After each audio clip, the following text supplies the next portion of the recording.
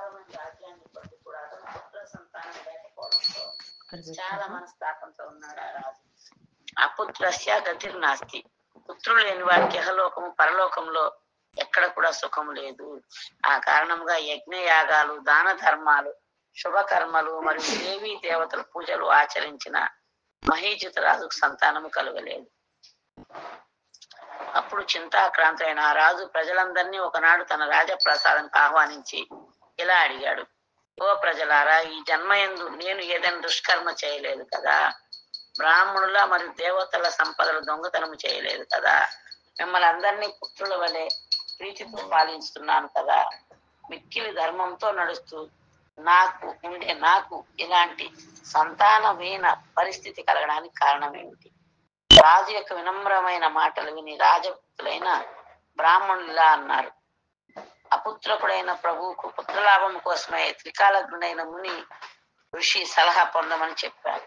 అప్పుడు ఆ రాజుగారు బ్రాహ్మణుల ఉపదేశం ప్రకారం కొన్ని దినాలు రాచకార్యాలు వదులుకొని ఒక వనములో ప్రవేశించి మహా తేజస్వి, సర్వశాస్త్ర విశారదులు, వేదజ్ఞులు, జితేంద్రియులు, ధర్మతత్వజ్ఞుడు మరియు సృష్టికర్త బ్రహ్మలాగా సుదీర్ఘమైన ఆయుష్ కలిగిన రోమశమునికి నమస్కరించాడు. ఒక కల్పం కాలంలో మునికి ఒక్క రోమమే జారిపోతుందంటే ఆయన ఒంటి నిండా రోమాలు ఉంటాయి. ఒక కల్పం అంటే ఒక 1000 యుగ చక్రాలు. ఆ ఒక్కరోజు బ్రహ్మకు ఒక్కరోజు, ఆ రోజులో ఆయనకు ఒక్క వెంట్రుక రాలిపోతుంది. అంటే 1000 యుగ చక్రాలు అంటే సత్యయుగం, త్రేతాయుగం, ద్వాపరయుగం, కలియుగం 4 కలిపి ఒక చక్రం.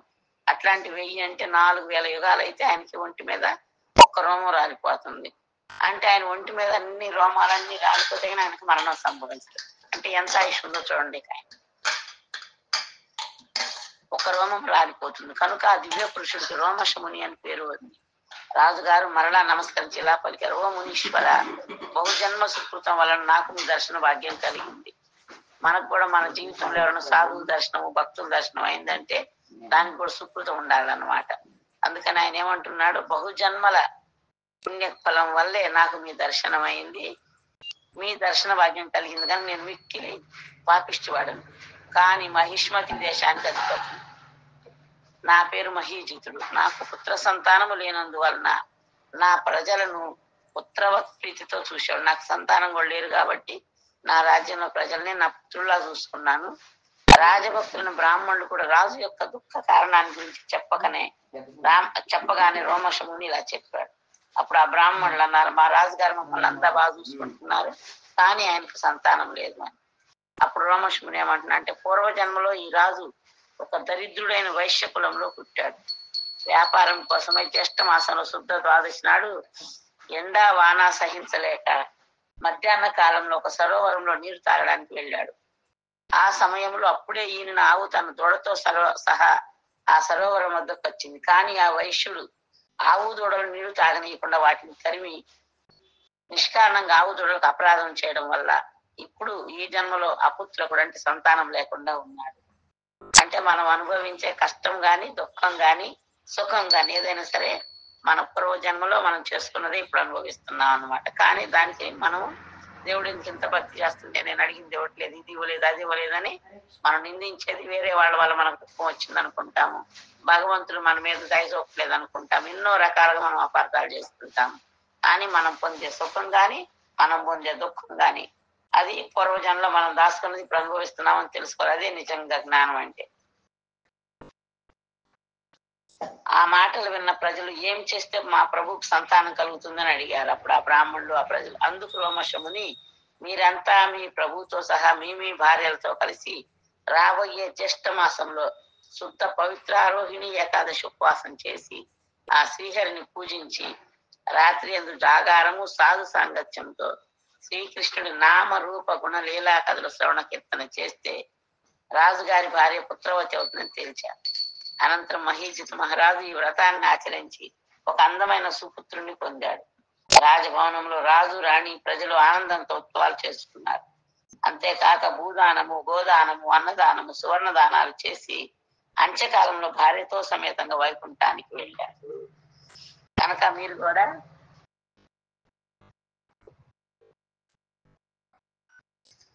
మీరు కూడా ఈ ప్రచారానికి కూడా మనం ఉపయోగించుకోవచ్చు. అలా కొంతమంది హరే కృష్ణ. ఒక్క నిమిషం, వేరే ఫోన్ వస్తుంది.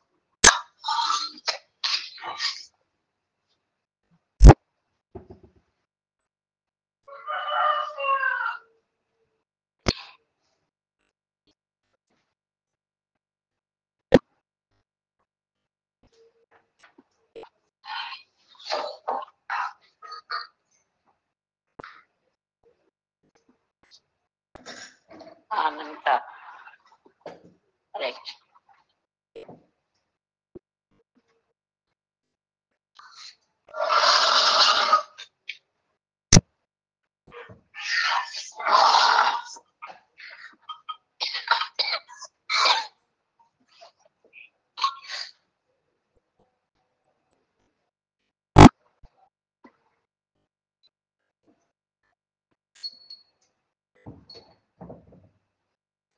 శారద హరే కృష్ణ. శారద శారద శారద అమ్మ, నువ్వు అది గూగుల్ మీట్ క్లాస్కి రావా? దీంట్లో ఇంకొక వేరే వాళ్ళు చేస్తున్నారు, వాళ్ళ ఫోన్ కలవట్లేదు అందులో. ఇది కట్ చేయి.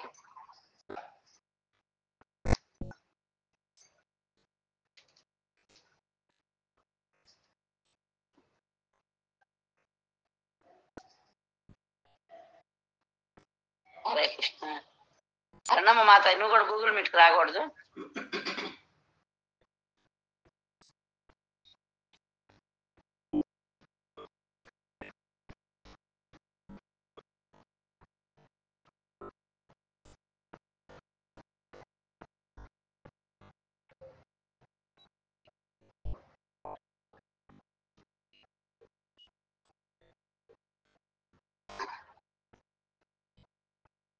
కనుక ఎవరికన్నా సంతానం లేని వారికి కూడా మనం చెప్పడం వల్ల అలా ఉండి సంతానాన్ని పొందిన వాళ్ళు కూడా ఉన్నారు.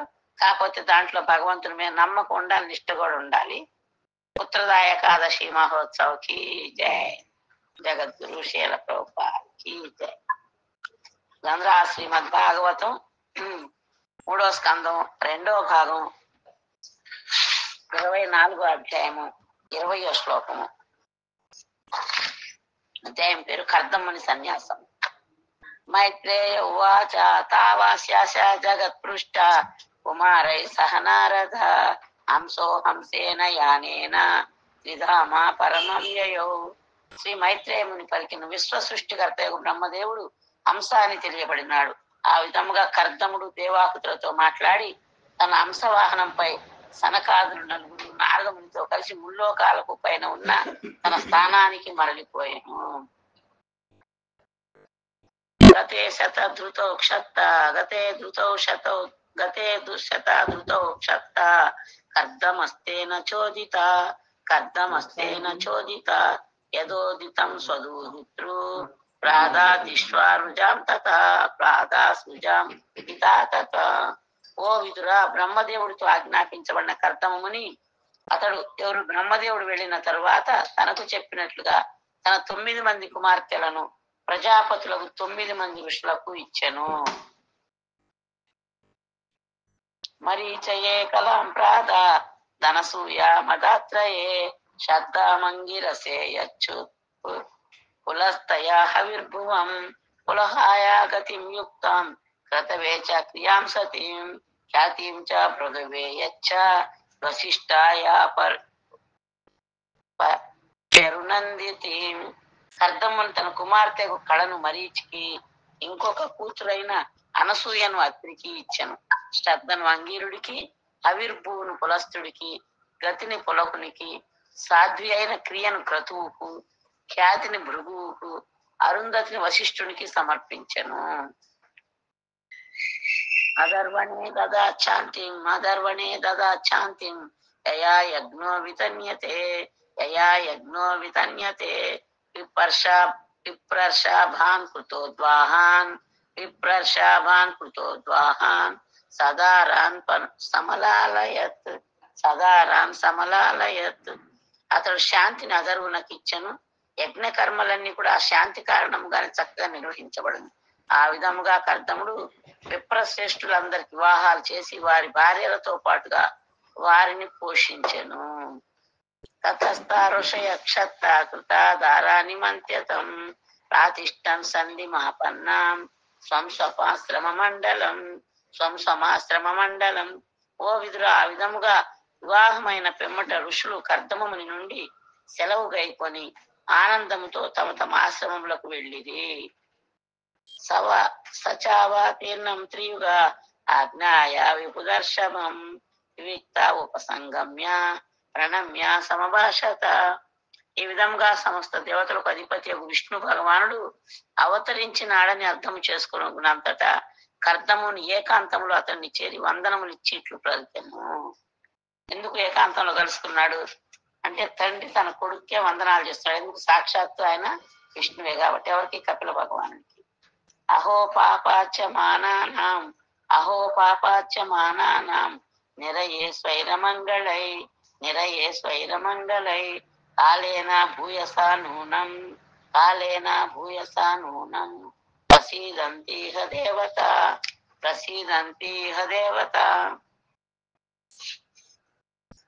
కర్దముడు పలికిన అహో, తమ పాపకర్మల కారణంగా భవబంధంలో చిక్కుకున్న దుఃఖిత జీవులైన ఈ లోకపు దేవతలు చిరకాలము తరువాత ప్రసన్నులైరి కదా.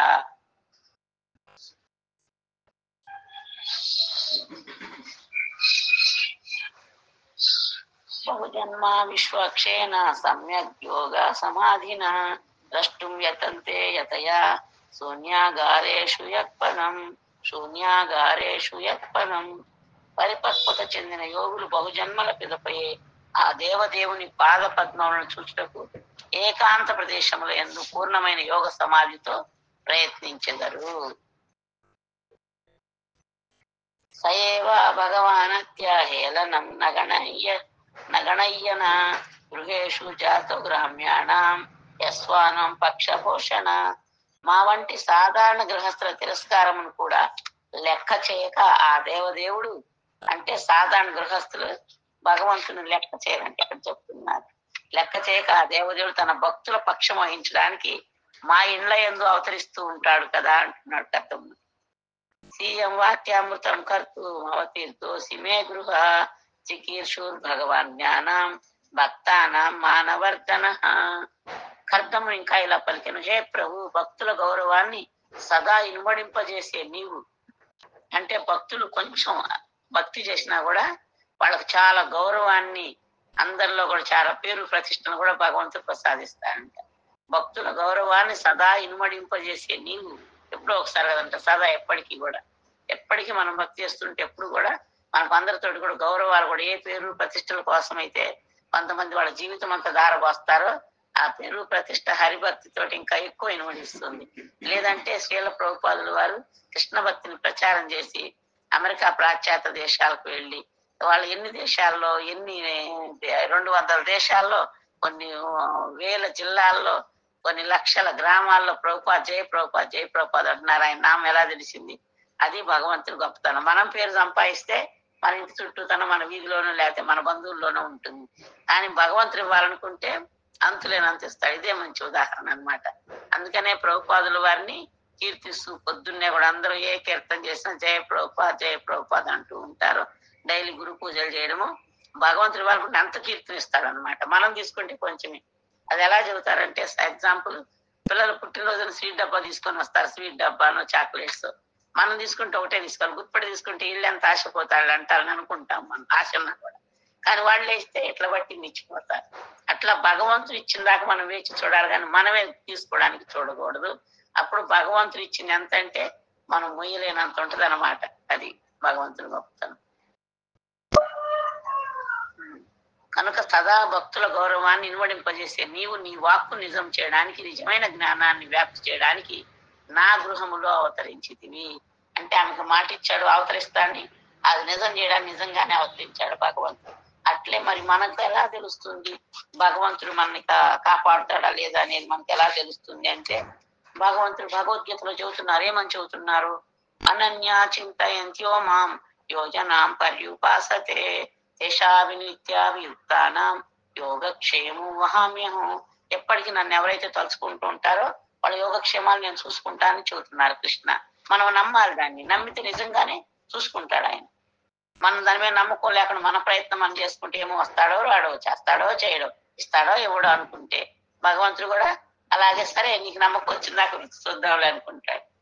కనుక ఇక్కడ ఏం చెప్తున్నారు కర్దమ్ముని, భక్తుల గౌరవాన్ని సదా ఇన్మడింపజేసే మీరు మీ వాక్కు నిజం చేయడానికి, నిజమైన జ్ఞానాన్ని వ్యాప్తి చేయడానికి నా గృహంలో అవతరించితిరి అని అంటున్నాడు.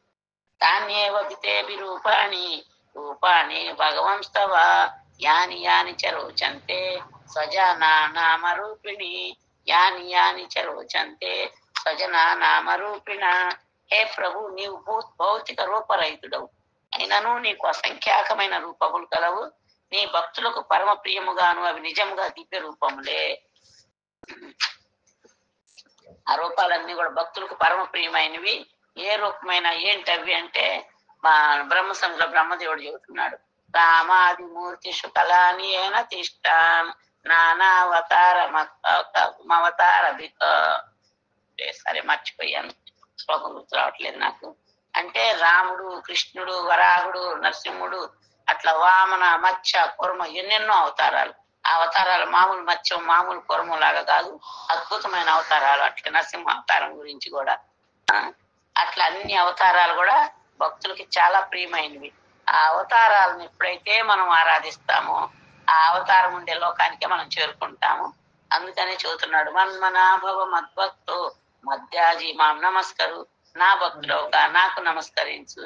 భగవద్గీత ఇప్పుడు కర్దమ్ముని భార్యకు దేవాహుతికి కర్దమ్మునికి ఎలా వస్తానని చెప్పారో భగవంతుడు బిడ్డగా అలాగే వచ్చారు. అట్లే భగవద్గీతలో ఏదైతే ఆయన వాగ్దానం చేశారో అది ఖచ్చితంగా నెరవేరుస్తారు. ఆ నమ్మకం మనకు ఉండాలి. అలాగాక మనం భగవంతుని నమ్ముకున్నాం, నా ప్రయత్నంలో నేను చేస్తా, గాల్లో దీపం పెడితే అట్లా, ఏమైనా ఇకపోతే ధర్మం నేను కూడా చేతులు ఎత్తితే అట్లా అనుకుంటాం. ఎప్పుడైతే నిజంగా ఆయన మీద నమ్మకం పెట్టుకుంటామో మనకన్నీ కూడా ఇవ్వడానికి సిద్ధంగా ఉంటాడు భగవంతుడు. చూస్తున్నాడు, ఓ కౌంతేయ ప్రతిజానికి నమే భక్త నశ్యతి, ఓ కుంతి పుత్ర, నా భక్తులు ఎన్నడూ నశించడని ధైర్యంగా ప్రకటించని చెబుతున్నాడు భగవంతుడు.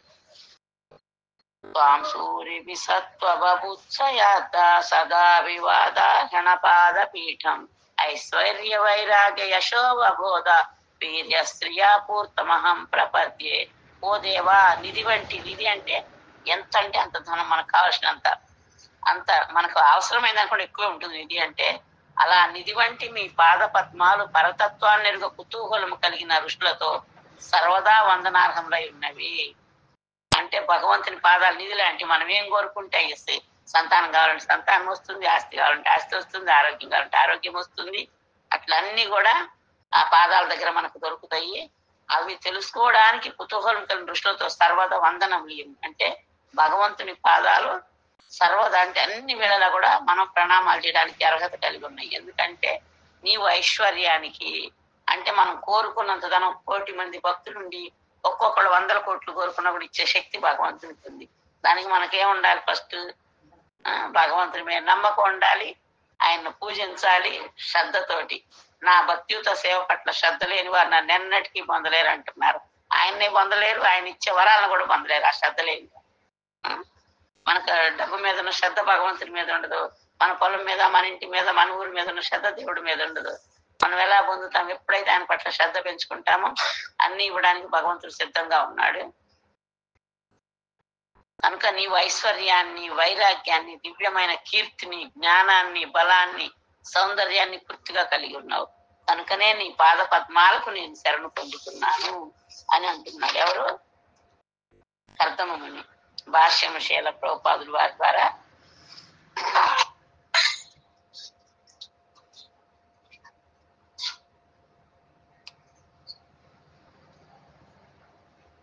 ఈ విధంగా కర్దమ్ముని యొక్క కూతురు 9 మందిని 9 మంది ఋషులకు ఇచ్చాడు. వాళ్ళంతా కూడా భార్యలను తీసుకొని తమ తమ ఆశ్రమాలకు వెళ్ళిపోయారు.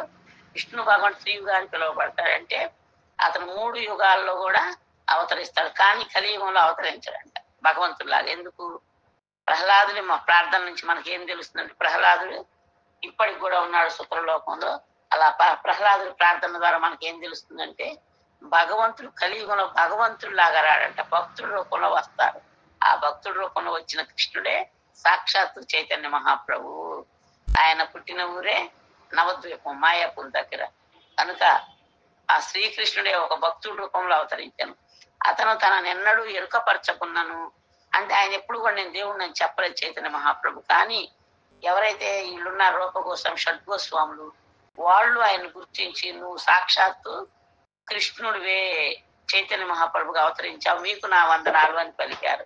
అలా గొప్ప గొప్ప భక్తుల ద్వారా మనం భగవంతుడి గురించి తెలుసుకోవాలి. ప్రహ్లాదుడి ప్రార్థనలో కూడా అది ధృవపరచబడింది. కలియుగంలో భగవానుడు ప్రత్యక్షముగా కాక ఒక భక్తుడిగా అవతరిస్తాడు. కనుకనే విష్ణు భగవాన్ త్రియుగా అని అంటే 3 యుగాల్లో కూడా అవతరిస్తాడని చెప్పబడింది. దానికి మరొక అర్థం ఏంటంటే 3 జతల దివ్య గుణాలు, శక్తి, సమృద్ధి, ధర్మనిష్ట, ఖ్యాతి, జ్ఞానము, సమబుద్ధి, ఈ 3 రకాల జతలు అన్నమాట కలిగి ఉన్నాడు. శ్రీధర స్వామి వారి యొక్క ఒక వివరణ ప్రకారము సంపూర్ణ సంపద, సంపూర్ణమైన శక్తి, సంపూర్ణమైన అంటే కొంచెం కొంచెం అది ఎక్కువ కీర్తి, సంపూర్ణమైన సౌందర్యము, సంపూర్ణమైన జ్ఞానము, సంపూర్ణ వైరాగ్యములే ఆ దేవదేవుని 3 జతల విభూతులు. అందుకని ఆయన్ని షడైశ్వర్య సంపన్నుడు అంటారు. ఈ విధముగా 3 యుగాలు అనే పదానికి వ్యాఖ్యానాలు ఉన్నాను. విద్వాంసులంతా అంగీకరించింది ఏమిటంటే త్రియుగ అంటే విష్ణు భగవానుడే. ఎందుకంటే ఆయన తన తనయుడకు కపిలుడుగా సాక్షాత్తు విష్ణువి అని తెలిసిన అర్థముని అతనికి వందనాలు ఇవ్వాలనుకొని ఉన్నాడు. కనుకనే కపిలుడు ఒంటరిగా ఉన్నప్పుడు అతని వద్దకు వెళ్ళి తన వందనాల్ని చేసి తన మనసు ఇప్పిలా మాట్లాడుతున్నాడు. ఎవరో లేనప్పుడు కపిల భగవానుడి దగ్గరికి వెళ్ళి వందనాలు చేసి అప్పుడు మాట్లాడుతున్నాడు. అర్థమునేమని, అహో తమ పాపకర్మల కారణంగా భవబంధాల్లో చిక్కుకునే దుఃఖిత జీవుల ఎడ ఈ లోకపు దేవతలు చిరకాలము ప్రసన్నులైతిరి కదా. ఎందుకు దుఃఖాల పాలవుతున్నాం మనం అనుకుంటాము, అయ్యో ఈ నష్టం వచ్చింది, ఆ నష్టం వచ్చింది. కానీ ఇక్కడ ఏం చెప్తున్నారు, ఆ క్లేశాలు వారికి బయట ఎక్కడి నుంచో రావట్లేదు. అంటే ఎక్కడి నుంచి వస్తుంది ఆ కష్టాలు అనేవి? ఈ ప్రపంచమే దుఃఖాలంతో నిండి ఉంది చెబుతున్నాడు భగవంతుడు. మాము పేత్య పునర్జన్మ దుఃఖాలయమ శాశ్వతం అంటే నన్ను చేరుకున్న దాకా మీరు ఇక్కడ దుఃఖించక తప్పదు అని. బయట ఎక్కడి నుంచో రావట్లే కష్టాలు. పూర్వజన్మలో స్వయంకృతమగు పాపకర్మలు అంటే స్వయంకృతం అంటే ఎవరికి వాళ్ళు చేసుకున్న పాపకర్మలే ఇప్పుడు కష్టాల రూపంలో మనం అనుభవిస్తున్నాము. మనకు ఒక దుఃఖం వచ్చిందంటే దానికి కారణం ఎవరో కాదు, మనమేనని తెలుసుకోవాలి. బయట ఎక్కడి నుంచి అవి రావటం లేదు. బద్ధజీవులు స్వయంకృతంగా తమ దుఃఖాలను తామే తయారు చేసుకుంటున్నారు. మనం ఇప్పుడు శాస్త్రం వింటున్నాము, మళ్ళీ వచ్చే జన్మ లేకుండా పోయేంత భక్తి మనం చేయటం లేదు, ముక్తి పొందేంత భక్తి. మరి వచ్చే జన్మలో కష్టపడకుండా సుఖంగా ఉండాలంటే ఏం చేయాలి? పరతత్వం యొక్క పాదాలను ఆశ్రయించాలి శాస్త్రాలు చెప్తున్నాయి. ఆశ్రయించుకుని ఎప్పుడైతే మనం ఉంటామో ఖచ్చితంగా వచ్చే జన్మ ఇంకా మంచిగా వస్తుంది. ఈ జన్మలో ఉన్న కష్టాలు కూడా ఇంకా సీరియస్ గా కనుక శ్రద్ధతోటి భక్తి చేస్తే చెబుతున్నాడు భగవంతుడు, తేషాం సతత యుక్తానాం భజతాం ప్రీతి పూర్వకం దదామి బుద్ధి యోగం ఏనా తేనా మముపయాంతి తే. అంటే ఎవరైతే ప్రీతితోటి నాకు సేవ చేస్తారో వాళ్ళు ఈ కష్టాల నుంచి బయటపడే అంటారు. ప్రీతితో సేవ తన దగ్గర చేరుకునే బుద్ధిని ఇస్తానంటున్నారు. అంటే ఈ కష్టాలు ఉండేది భౌతిక ప్రపంచంలో, అది లేని చోట ఎక్కడుంది భగవంతుడి లోకం. ఆ లోకానికి వెళ్ళాలంటే ప్రేమతో భగవంతునికి సేవ చేయాలి, అదే పరిష్కారంగా చెప్తున్నారు. అట్లే మనకి మరి కష్టాలు వస్తున్నాయని మనం బాధపడతాము, అవి స్వయంకృతంగా మనం తయారు చేసుకుని ముందు జన్మలు ఇప్పుడు అనుభవిస్తున్నాం. వాటికి ఏం చెప్తారంటే అడవిలో ఒక్కోసారి వెదురు పొదలు అంటుకుంటే అడవి అంతా కాలిపోతా ఉంటది. శేషాచలం కొండల్లో కూడా చూస్తా ఉంటాం కదా మనం. అవి ఎందుకు కాలుతాయి? అక్కడ నగ్గిపొడలు గీసి పెట్రోల్ పోసి అంటిస్తారా? అలా ఏమంటే సార్, చెట్లు ఒక చెట్టుకు రాసుకోగానే అంటే సహజంగానే వెదురులో కాలే గుణం ఉంటది. ఎప్పుడైతే ఉదాహరణ ఒకటి రాసుకుంటుందో అది మండుతుంది, అది అంటుకొని దావాన్లో లాగా అడివంతా కాలిపోతా ఉంటుంది. అదే విధంగా ఈ భౌతిక ప్రపంచంలో దుఃఖాలతో పీడితులైన బ్రహ్మాది దేవతలు కూడా కష్టాలు వస్తాయి. ఎవరి వల్ల? రాక్షసుల వల్ల. వాటి నివారణకై మానవులు గాని దేవతలు గాని బ్రహ్మదేవుడితో సహా కూడా అందరూ భగవంతుని ప్రార్థిస్తారు. ఇక్కడ చెబుతున్నారు, ఆ దావాగ్ని వలన వేడిగా అయినప్పుడు అడవిలో ఉండే అన్ని రకరకాల పక్షులు అవన్నీ ఏం చేస్తే వెంటనే కింద అంటుకోగానే రెక్కలు వచ్చి పైకి ఎగిరిపోతాయి. అలా పైకి పోలే నేల మీద పాకే జీవులు ఉంటాయి, పురుగులు పాములు, అవేం చేస్తాయి? మంటలకు ఆహుతైపోతాయి. అట్లే ఎవరైతే భగవంతుడి యొక్క పాదాలకు శరణ పొందుతారో వాళ్ళు పక్షుల్లాగా ఎగిరిపోతారు, ఆ కష్టాల నుంచి బయటపడతారు. నిజంగానే శరణ పొందారు. లేని వాళ్ళు, భగవంతునికి శరణు పొందలేని వాళ్ళు ఆ పాముల్లాగా ఆ మంటల్లో పడి మాడిమసి అయిపోతారు అన్నమాట. ఇక్కడ చెప్తున్నారు చూడండి, బద్ధ జీవులు అనుభవించే కష్టాల వలన పరిస్థితికి వేడిగా అయినప్పుడు దానితో పీడించబడే బ్రహ్మాది దేవతలు కూడా ఆ పరిస్థితి నివారణ కంటే ఆ వేడిని తగ్గించడానికి దేవదేవుని దరిచేరి అర్పిస్తారు. అప్పుడు ఆ భగవానుడు అవతరిస్తాడు. అంటే బద్ధ జీవులు అనుభవించే కష్టాలు వెదచెందినప్పుడు దేవతలు ఆ ప్రార్థనల మేరకు భగవంతుడి దరి చేరుతారు, ప్రార్థనలు చేస్తూ. అప్పుడు ఆ దేవదేవుడు జగత్తుకు అరుదించగలడు. అప్పుడే భగవంతుడు మత్స్య, కూర్మ, నరసింహ, వామన, వరాహ ఇట్లా రకరకాల అవతారాల్లో భగవంతుడు వస్తాడు. కనుక బ్రహ్మాది దేవతలే స్వయంగా దేవదేవుని దరిచే ప్రార్థించగా భగవానుడు ఆవిర్భవిస్తాడు. అంటే అది ఎన్ని జన్మల తర్వాత అంటే బహునాం జన్మనామంతే జ్ఞానవానం ప్రపద్యతే. ఎన్నో జన్మలు భక్తి యోగ అభ్యాసంతోనే ఆ భగవంతుని పాద పద్మాలను చూడగలరు. అంటే భక్తి యోగాన్ని మనం ఎప్పుడైతే అభ్యాసం చేస్తామో భగవంతుని పాద దర్శనం అవుతుంది. కేవలం కూర్చొని ఆసనాలు వేసి ఒక గంట ఆసనాలు చేసి లేదంటే ధ్యానం చేసి భగవంతుని దర్శించలేరంటే ఇక్కడ చెప్తున్నారు అర్థం అని. ఎందుకంటే ఆసనాల ద్వారా ఎవరు కూడా పూర్ణత్వాన్ని పొందలేరు. ఒక అరగంట ఆసనాలు వేసి ఎన్నో జన్మలో యోగాన్ని అభ్యాసం చేయాలి. ఏ యోగాన్ని? భక్తి యోగాన్ని అభ్యాసం చేయవలను. అది కూడా ఏకాంత ప్రదేశంలో ఎవరైతే ధ్యానం చేయాలనుకుంటారో వాళ్ళు సంసారంలో ఉండి వ్యాపారాలు, ఉద్యోగాలు, జన సమృద్ధమైన పార్కుల్లో కూర్చొని యోగాసనాలు వేస్తే భగవంతుని పొందడం ఇంపాసిబుల్. భగవద్గీతలో కృష్ణ చెప్తున్నారు 6వ అధ్యాయంలో, యోగినామపి సర్వేషాం మద్గతే నాంతరాత్మనః శ్రద్ధావాన్ భజతే యో మాం సమేయుక్త తమోమతః. యోగులందరికల్లా శ్రేష్ఠులు ఎవరంటే అత్యంత శ్రద్ధతో నా భావన ఎందే సదా ఉండేవాడు, నన్నే తన ఎందు సదా స్మరించేవాడు అత్యున్నతుడైన యోగి. ఇదే నా అభిప్రాయం అన్న. అంటే చాలా గొప్ప యోగి ఎవరంటే సదా కృష్ణ భక్తి భావనలో ఉండేవాళ్ళు, ఆయన నిరంతరం స్మరించే వాళ్ళు అత్యున్నతమైన యోగులని సాక్షాత్ భగవంతుడే చెబుతున్నాడు. అందుకనే యోగాసనాలని పార్కుల్లో జనాల మధ్యనో ఇంట్లో పక్క టీవీ పెట్టుకొని మ్యూజిక్ పెట్టుకొని చేసేవి కాదు. ఏకాంత ప్రదేశంలో ఎవ్వరు లేని వెళ్ళి శరీరాన్ని, మనసుని, చెవులని, ఆ కళ్ళను కూడా కళ్ళు మూసుకుని నిద్ర వస్తుంది, సగం తెలిస్తే అందరూ కనపడతారు. కనుక ఆ ఏకాంత వాస్తవంలో అంటే ఎవరు ఏమి కనిపించని చోటుకెళ్ళి బ్రహ్మచర్యాన్ని అభ్యాసం చేస్తూ ధ్యానం చేయాలి. అది కూడా ఎన్నో జన్మల తర్వాతే వాళ్ళకి భగవంతుని యొక్క పాద దర్శనం కలుగుతుంది, ఎన్నో జన్మలు చేస్తే. కానీ భక్తి యోగం అనేది ఎంత గొప్పదంటే చెప్తున్నారు, పూర్ణ పురుషోత్తం భగవానుడి ఎడ భక్తులు అమిత అనురాగాన్ని కలిగి ఉంటారు. ఏకాంతత్వంలో ఎన్నో జన్మలు యోగాభ్యాసం చేసిన వారికి దర్శనం ఇవ్వకున్నాను ఆ భగవానుడు ఎటువంటి భౌతిక అభ్యాసము లేకున్నా భక్తి యోగములో ఉండే భక్తులు అంటే గృహస్థుల ఇంట్లో ఆవిర్భవించడానికి కూడా అంగీకరిస్తాడు. మన ఇంట్లో పూజలు స్వీకరిస్తున్నాడు, మనం పెట్టే నైవేద్యాన్ని తింటున్నాడు కృష్ణ అంటే అది ఎన్నో జన్మలో మనం చేసుకున్న యోగా వల్ల కాదు. దేనివల్ల? భక్తి యోగం. ఈ ఒక్క జన్మలోనే చాలు మనం శ్రద్ధ పెట్టి చేస్తే కనుక మన సేవను స్వీకరించడానికి వస్తాడు. ఎన్నో జన్మలు యోగా అభ్యాసం చేసిన వారికి దర్శనం ఇవ్వకున్నా సరే ఆ భగవానుడు ఎటువంటి భౌతిక అభ్యాసము లేకున్నా భక్తి యోగంలో ఉన్న భక్తుల గృహస్థుల ఇంట్లో ఆవిర్భవించడానికి అంగీకరిస్తాడు. ఈ భక్తి యోగం ఎంత గొప్పది అంటే చాలా సులభమైనది కూడా. అంటే గొప్పది, సులభమైంది. అంటే ఆ భక్తులు భగవంతుని తన కుటుంబ సభ్యుడుగా భావిస్తారు. అందుకనే ఉండి కుటుంబ సభ్యుడిగా భావించేదే భక్తి యోగం. ఎందుకంటే మనం వంట చేస్తాము, దేవుడికి భోగా పెడతాము, ఆయన తింటాడు, మనం కూడా తింటూ ఉంటాము. ఆయనకి ఏదన్నా కూడా పూజా మందిరం కాడికి వెళ్ళి వేడుకుంటాము, విన్నవించుకుంటాము. మనకేమన్నా ఇబ్బందులు వచ్చినప్పుడు అయ్యో తండ్రి ఎందుకు ఇలా అవుతుంది, మేమేం పాపం చేసుకున్నాము కదా, కట్టుకునే శక్తిని ఇవ్వండి.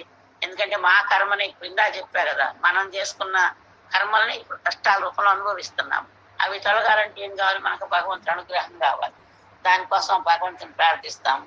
ఈ విధంగా భక్తులు ఎప్పుడు కూడా భగవంతునితో అత్యంత సన్నిహితమైన సంబంధాన్ని కలిగి ఉంటారు. తమ కుటుంబసభ్యుడుగా భావిస్తారు. కర్తమ్మని కూడా అట్టి అనుభవాన్ని పొందాడు. ఏమంటున్నాడు కర్తమ్మని? మా వంటి సాధారణ గృహస్థుల తిరస్కారాన్ని కూడా లెక్క చేయక ఆ దేవుడితో తన పక్షం వహించడానికి మా ఇంట్లో ఏదో అవతరిస్తాడు. కొంతమంది గృహస్థులు భగవంతుని అసలు పూజించరు, పట్టించుకోరు. ఆయన ఒకడు ఉన్నాడు, ఇన్ని అవతారాలు ఎత్తి లోకాలన్నీ కాపాడుతున్నాడు అనే భావన కూడా వాళ్ళకు ఉండదు. అంటే తిరస్కారం భగవంతుడి పట్ల. ఆ తిరస్కారంతో ఉన్న వాళ్ళ తిరస్కారాన్ని కూడా పట్టించుకోకుండా తన భక్తుల పక్షం వహించి చెబుతున్నాడు ఆయన భగవద్గీతలో. యదా యదా హి ధర్మస్య గ్లానిర్భవతి భారత అభ్యుత్థాన ధర్మస్య తదాత్మానం సృజామ్యహం అని అలా అవతరించి తన భక్తుల కోసం భగవంతుడు ఏమైనా చేయడానికి సిద్ధమవుతాడు. ఆ సిద్ధమయ్యాడు దానికి రుజువే అర్జునుడికి రథాన్ని నడపడము, అర్జునుడు కాళ్ళ కాడ కూర్చొని. అది భగవంతుని యొక్క తన భక్తుల మీద ఉండే కృప కటాక్షణాలు, ఆయన ప్రేమ అన్నమాట. అట్లే భక్తులు కూడా ఎప్పుడు కూడా భగవంతుడికి ఏదో ఒకటి చేయడానికి సిద్ధంగా ఉంటారు. భగవంతుడు కూడా నా భక్తులు నేనేం చేయాలని ఆయన కూడా సిద్ధంగా ఉంటాడు. అది వాళ్ళిద్దరి మధ్య ఉండే మాధుర్యమైన సంబంధం అన్నమాట. ఈ భక్తి యోగం ఎంత శక్తివంతమైనది అంటే వేరే విధానాలన్నింటినీ కూడా అది దాటుతుంది. ఏది జ్ఞానయోగం కర్మయోగం ఇవన్నిటిని కూడా దాటుకుని విశుద్ధ భక్తులు తాను ఎల్లప్పుడూ ఎక్కడ కీర్తిస్తారో అక్కడే తాను ఉంటానని భగవద్గీతలో కూడా చెబుతున్నాడు భగవంతుడు. అట్లే విష్ణు పురాణంలో కూడా చెబుతున్నారు. నాహం తిష్టామి వైకుంఠ, ఓ నారదా నేను వైకుంఠంలో ఉండను, అక్కడ ఉండను, ఇక్కడ ఉండను. ఎక్కడైతే నా విశుద్ధ భక్తులు నన్ను సదా కీర్తిస్తూ అంటే తన గురించి మాట్లాడుతూ ఉంటారు, అక్కడే నేను కొలువై ఉంటానంటున్నాడు భగవంతుడు. అందుకే ఆ దేవదేవుడు భక్త వత్సలుడు అని పిలువబడినాడు. ఏమంటారు? భక్త వత్సలుడు. భక్త వత్సలుడు అంటే తన భక్తుల పట్ల చాలా వాత్సల్యం అంటే ప్రేమ కలిగిన వాడు. ఇంకెక్కడ ఏం చెప్తున్నాను చూడండి. అందుకే ఆ దేవదేవుడు భక్త వత్సలుడు అని పిలువబడినాడు. జ్ఞానవత్సలుడు, ధ్యానవత్సలుడు, యోగ వత్సలుడు అని ఎక్కడ కూడా పిలువబడలేదు. అంటే భక్తుల పట్ల మాత్రమే వాత్సల్యం ప్రేమ కలిగి ఉంటాడంట. మిగతా అందరు కూడా ఇస్తాడు. వాళ్ళు ఊపిరి పీల్చుకునే అవకాశం, తినే అవకాశం, తిని అరిగించుకునే అవకాశం, అన్ని సౌకర్యాలు ఇస్తాడు. తల్లిదండ్రి తమకి సంతానం 4 లేకపోతే ఒక 6 ఒకప్పుడు 10 మంది ఉంటే అందరికీ సమానంగా ఆస్తి పంచి చెప్పిస్తారు, అన్నము పెడతారు, అందరిని చదివిస్తారు, పెంచుకుంటారు, అందరికి పెళ్లిళ్ళు చేస్తారు.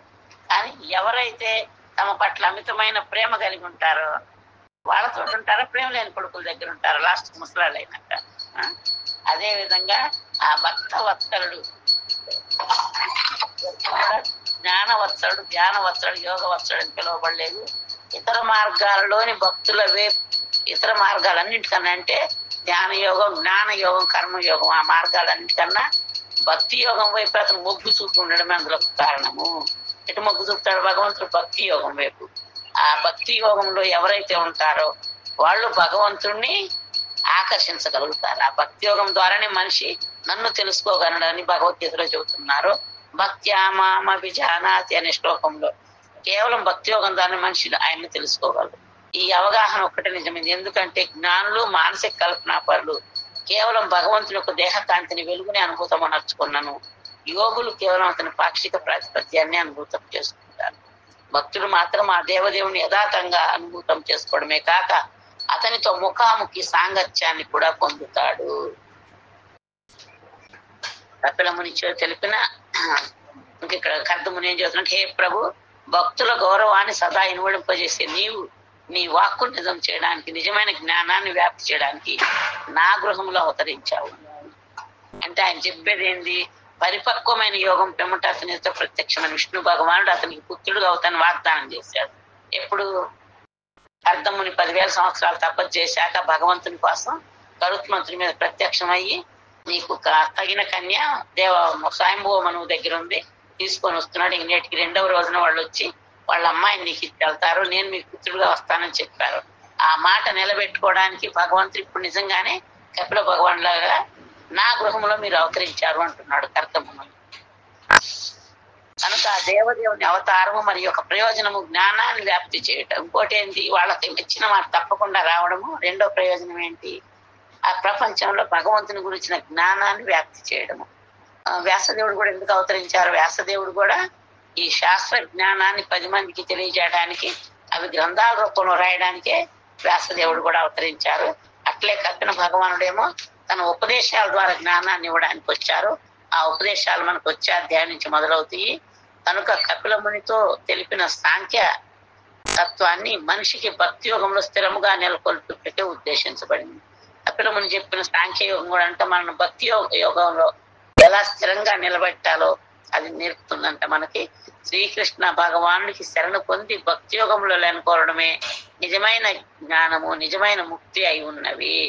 కనుక వాటి కోసం మనం ప్రయత్నించాలి. కానీ మనం భక్తి మార్గంలో ఉంటూ కూడా మనం ఏదైతే శాశ్వతంగా అనుభవించలేము, దేన్నైతే ఇక్కడ వదిలేసి వెళ్తాము, దానికోసం మనం తాపత్రయపడుతున్నాము. కానీ అది మనకు ఆత్మకి ఏమి కూడా మేలు చేయదు. శరీరానికి అవసరానికి ఎంత కావాలో అంత సంపాదించుకోవాలి. ముందు ఆత్మ జ్ఞానాన్ని పొందాలి. భక్తి యోగంలోకి రావాలి అంటే మనకు ఉండాల్సింది ఒకే ఒక్క లక్షణం ఏంటి? శ్రద్ధ. ఎందుకంటే నా భక్తియుత సేవ పట్ల శ్రద్ధ లేని వారు నన్నెన్నటికీ పొందలేరని భగవంతుడు చెబుతున్నాడు.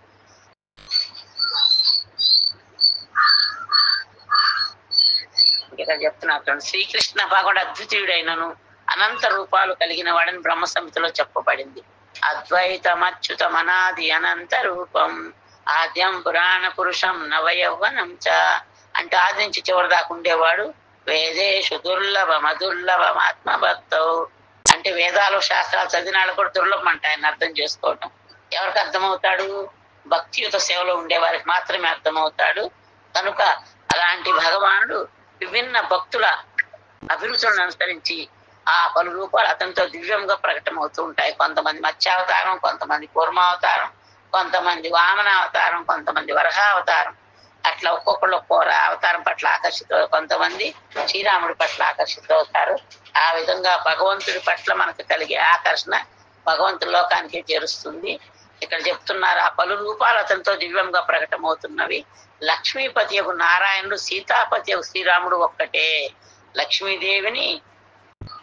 లక్ష్మీదేవికి సీతాదేవికి మధ్య ఎలాంటి భేదము లేదని తాను ఎరిగినప్పటికీ శ్రీరామచంద్రుడి రూపాన్నే తాను చూస్తానని రామభక్తులైన ఆంజనేయ స్వామి ఒక మారు పలికినట్లుగా తెలుస్తుంది. అదే విధంగా కొందరు భక్తులు మూల రూపము కృష్ణుణ్ణి అర్చిస్తారు. కృష్ణుడు నేను పలికినప్పుడు కేవలం కృష్ణుడే కాక రామ, నృసింహ, వరాహ, వామన, నారాయణ ఈ రూపాలు కూడా అన్వయించున్నాను. ఈ దివ్య రూపాలన్నీ కూడా ఏకకాలంలో అస్తిత్వం కలిగి ఉన్నవని బ్రహ్మ సంహిత యందు రామాదిమూర్తిషు కళానియన తిష్టాన్ నానావతార భువనేషు విపరేతు కింతుం. ఈ శ్లోకాల్లో కూడా చెప్పబడి ఉంది బ్రహ్మ సంహితలో కూడా. అంటే వాటిలో ఏది కూడా భౌతికమైంది కాదు. ఈ రూపాలన్నీ శాశ్వతంగా ఏకకాలంలో కలిగి ఉన్నాయి. అంటే ఇక్కడ లీల చేశాక రాముడు గాని, మత్స్యం గాని, కూర్మావతారం గాని, వరహావతారం గాని వాళ్ళంతా తిరిగి పై లోకాలకు వెళ్ళి ఈ 14 లోకాలకు పైన ఉండే వైకుంఠ లోకాల్లో ప్రవేశిస్తారు. ఒక్కొక్క అవతారానికి ఒక్కొక్క వైకుంఠ లోకం ఉంటుంది అక్కడ. కనుక లేనిచో ఇక్కడ తాన్యేవంతే రూపాన్ని అంటే భగవం సంస్థ అంటే నీవు రూపాలను కలిగి ఉన్నావు కానీ భౌతికములు కాదు. నీవు భౌతిక రూపరహితుడవైనను ఎక్కువ ఆధ్యాత్మిక రూపాలను కలిగి ఉన్నావని చెప్పడం ఎలా సాధ్యమవుతుంది? భగవంతుని దివ్య రూపాలను మాయావాద తత్వవేత్తలు అర్థం చేసుకోలేరు. నిరాశ చెంది వారు భగవంతుడు నిరాకారుడని పలుకుతారు. అవి అర్థం చేసుకునే శక్తి వాళ్ళకి లేక వాళ్ళకి నమ్మకం తక్కువ ఉంటుంది కాబట్టి ఆయనకు ఆకారం లేదని పలుకుతారు. అది సత్యం కాదు. రూపం ఉన్న చేట పురుషుడు ఉండవలసిందే. వేదాలన్నీ కూడా దీన్నే చెప్తున్నాయి. భగవానుడు పలుమార్లు పరమ పురుషుడు, పూర్ణ పురుషోత్తముడు అని వర్ణించబడినాడు. అనగా ఆది రూపుడు, బ్రహ్మ కన్నా ముందు నుంచి కూడా ఉన్నవాడు ఆయన. ఆది భోక్త అని భావం. సారాంశం ఏమంటే భగవానుడికి ఎటువంటి భౌతిక రూపము లేదు. అయినను వివిధ భక్తుల అభిరుచిని అనుసరించి ఒక మారు రాముడిగా, ఇంకొక మారు నరసింహుడిగా, ఇంకొక మారు వరాహుడిగా, ఇంకొక మారు నారాయణుడిగాను, ఇంకొకసారి ముకుందుడిగాను పలు రూపాలు యందు విరాజిల్లుతాడు. ఈ రీతిగా పెక్కు లక్షలాది రూపాలున్నను అవన్నీ కూడా విష్ణుతత్వంలే, సాక్షాత్తు శ్రీకృష్ణ భగవానుడే అయి ఉన్నవి. కనుక భగవంతుని గురించి ఎవరైతే వెతుకుతారో వారు నిజానికి ఎక్కడ వెతకాలి? భగవంతుని పరమ పురుషుని పాద పద్మాలను ఆశ్రయించి ఆ వెతికే వాళ్ళు దేనికోసం అయితే వెతుకుతున్నారో అవన్నీ ఆయన పాదాలకే సమర్పించాలంట. మన వందనాలు చేసిన చదువుతున్నాడు కృష్ణ భగవద్గీతలో. దీనికి కూడా ఉదాహరణ ఉంది మనకి. ఏమని? నువ్వు ఏ యజ్ఞం చేసినా, ఏ దానం చేసినా, ఏ తపస్సు చేసినా నాకు అర్పణ చెయ్యి అంటున్నాడు. అందుకని మనం ఏం చేసినా కూడా పూర్ణ పురుషోత్తముడైన శ్రీకృష్ణ భగవానుడికే చెయ్యాలి. అప్పుడే ఆయన చెప్పిన భగవద్గీతను మనం ఆచరించినట్లు అవుతాము. శ్రీకృష్ణ భగవానుడు తనకే శరణు పొందమని పెక్కుమార్లు ముఖ్యంగా 9వ అధ్యాయంలో అంచెం అర్జునుడికి ఉపదేశం ఇచ్చినాడు. మన్మన మద్భక్తో మధ్యాజీ నమస్కరు అని. నాకే వందనంలో సుగు, నన్నే అర్చించు అని. ఈ రీతిగా నీవు నన్ను అర్థం చేసుకుంటే చివరికి నువ్వు నా ధామానికి చేరుకుంటావు అని. అది ఎలా సాధ్యమవుతుందంటే భగవంతుడు కడైశ్వర్య సంపన్నుడు అవడమే అంత కారణం. అదే విషయం ఇక్కడ చెప్పబడింది. ఐశ్వర్యము, వైరాగ్యము, కీర్తి, జ్ఞానము, బలము, సౌందర్యము అనే 6 విభూతులు కూడా అతనికి పూర్ణముగా ఉన్నవి. పూర్తి పూర్ణముగాని భావం.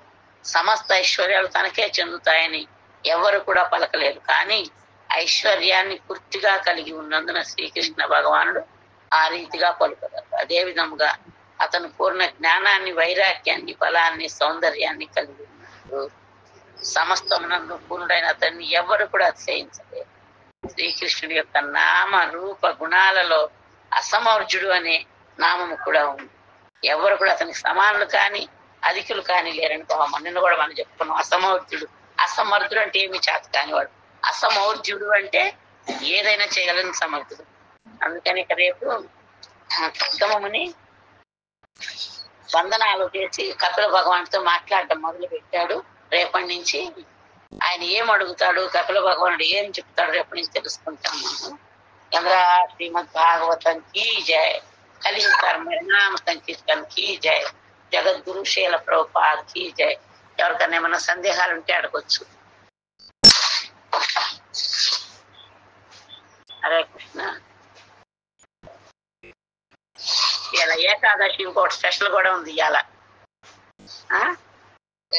స్పెషల్ రాధా గోవింద చూలని యాత్ర. మీరు విగ్రహాలు పెట్టుకోవచ్చు. విగ్రహాలు ఏనాడు చిన్న ఉయ్యాలు కట్టుకొని ఏదైనా చిన్న కర్ర ముక్కలతో ఎంత ఉయ్యాలు కట్టి జోలాలో రాధా